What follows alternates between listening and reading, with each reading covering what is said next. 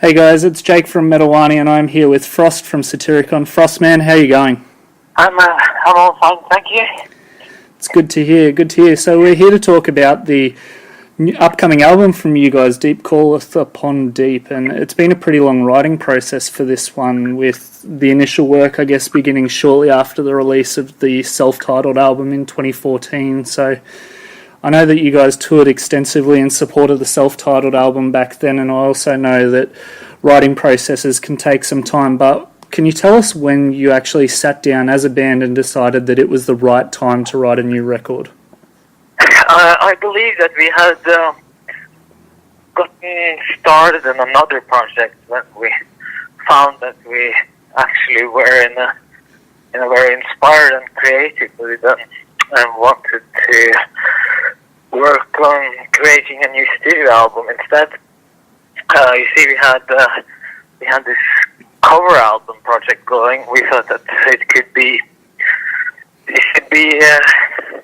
helpful for creativity and being some kind of a stimulation to endeavor into something else entirely after the touring cycle for the self-titled album was finished. And we thought it could put some distance between what had been going on for a long while musically and the next chapter. So this cover album project was something we thought was the right thing to do. And we did pick some songs and we started to rehearse them and find a way of playing them. And as we were gathered for that cover project, we suddenly found that we had quite a few new themes coming up as well on these rehearsals. And they started to become songs, and eventually, it became more and more interesting to just work on this new material. And Stu obviously got into the mood, and he came up with one theme better than the other. And just at some point in late 2014, I guess, and we decided that let's just put the cover project on ice. Let's concentrate on the new album instead, because we have really gotten into that process now and want to continue it when we have this level of inspiration and all that, Yeah. And we have been working with the album since that. Yeah, cool. And it's actually good that you brought up the covers album, because we're going to touch on that a little bit later, but I do want to talk about the new album, and I guess from what I've heard so far, the overall sound is nothing short of phenomenal, so I can certainly tell that there is enough, I guess, of a frame of reference to your previous works that will capture the love and adoration of the band's older fans. There's the same normal sort of things that you have across all your albums, so your tension building and all of that, but there's also some considerable growth, I guess you would call it, that I think will bring in a lot of new listeners through the use of things like there are some very groovy sort of sections, and even the track Burial Right has that brass section in it which works really well. So I know it's difficult to talk about the creative progression, but obviously you've already touched on this a little bit talking about the covers album, but how did you realise that this was the right sound for the band to go with on this release?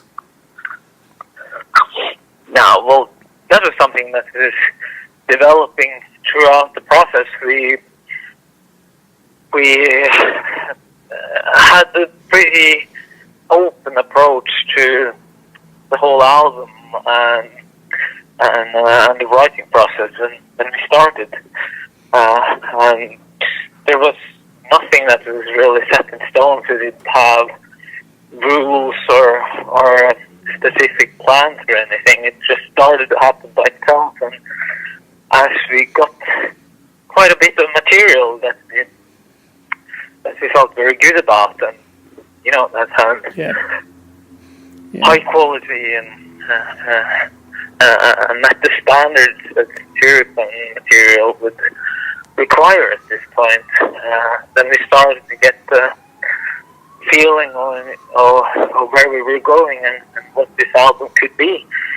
But that feeling was probably something that changed a bit during the period when we worked on the material, because it went through different stages. At some point, we thought that perhaps the best approach would be to record the whole album demo style. And at some other point, we felt that we needed a more controlled recording environment, because it would be beneficial to add lots of textures to the music that would even enhance the feeling of depth and intriguing,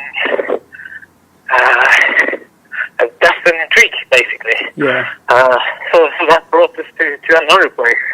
So I don't really say that there was one particular plan for how we were to go about it, but somehow the material itself and how it evolved dictated what we should do about it and what would be the best way of treating it. Yeah, definitely. Definitely. So thank you for that. I'm going to talk now about the track that you guys released a few weeks ago, the title track, so Deep Calleth Upon Deep. It seems to have had a pretty good reception since you've launched it. So how difficult was it to pick that particular track to showcase the album, and what was it that made you pick that track? Satyr was not taking the decision, so answering it on his behalf. But whenever we pick a first single from an album and let that be the song, that gives listeners first glimpse into what it's all about. Of course, we try to pick something that is somehow representative.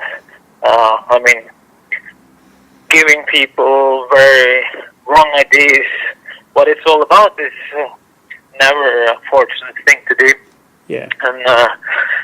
And also we need to release a song that we ourselves feel is one of our better songs from that album, and something that can spearhead the whole project. So that's what we consider, and we felt that Deep Calleth Upon Deep was a song that in many ways summed up the album, and it has that heart and soul that the album has. And it's also quite direct in many ways, even if it has the layers and quite a lot of subtle elements as well. But what appears to the ear at the first listen, is still great, and it's still powerful and convincing, I feel. Yeah, so, definitely. I very much supported the idea of that being our first song to release from the album. I would have made the same pick myself if it was up to me, actually. Yeah, cool. Thanks for sharing that with us. So, this is actually your first album release with Napalm Records. Now, I know you've previously worked with the label on the Live at the Opera DVD, and obviously the band has worked with numerous labels throughout your career, but how's the experience been with Napalm Records for the album release? Yes, we did cooperate with Napalm on the Live at the Opera DVD and album, so we knew them a little already. We knew what they were about, and we knew a little about their capacity and their interest in Satyricon, and hence when we were considering different alternatives for the new studio album, it did have something to say that Napalm wasn't unknown to us, and among the several candidates, they seemed to be most enthusiastic about the project and most willing to work for it, and hence we decided to work with them. And exactly how that cooperation is going to be like is something that we could tell you more about, when 6 months or a year has passed, because then it will be much clearer whether this was a good collaboration or not. But for now, they seem to be very enthusiastic and supportive, and that's the most important part of it. Yeah, exactly. That's definitely good. Let's just see how it evolves further. Yeah, cool. And that's definitely good that they were working to try and get you on their side. So that's good to hear that. The album comes out on the 22nd of September, but I do want to ask what your touring plans are from there. Obviously, you want to spread the new material out, but when can fans expect to see you near them? I mean, I'm assuming that you're probably thinking a European tour throughout the winter and the possibility of them maybe a North American tour early next year before looking at the summer festivals in 2018. But what are your touring plans?